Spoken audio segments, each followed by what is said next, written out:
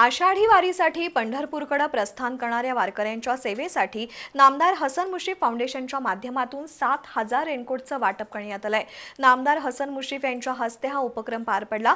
यावेळी मंत्री मुश्रीफ यांनी स्वतः दिंडीत सहभागी होत टाळ मृदुंगाच्या गजरात विठ्ठल नामाचा आनंद लुटला।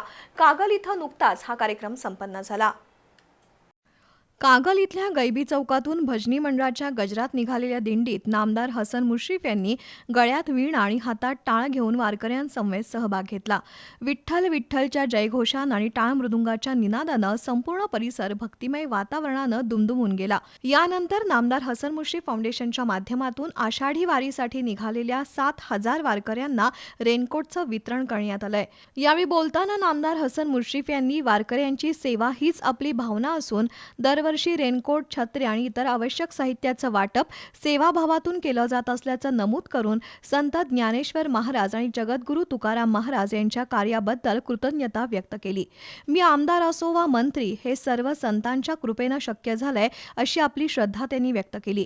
समाज उपयोगी आणि धार्मिक कार्यातून 900हून अधिक मंदिरांच्या उभारणी आणि जीर्णोद्धाराचं भाग्य लाभल्याचंही त्यांनी नमूद केलं। कार्यक्रमाला जिल्हा बँकेचे संचालक भैया माने, माजी जिल्हा परिषद सदस्य युवराज पाटील, विकास पाटील, प्रवीण काळबर यांच्यासह वारकरी, भाविक आणि नागरिक उपस्थित होते।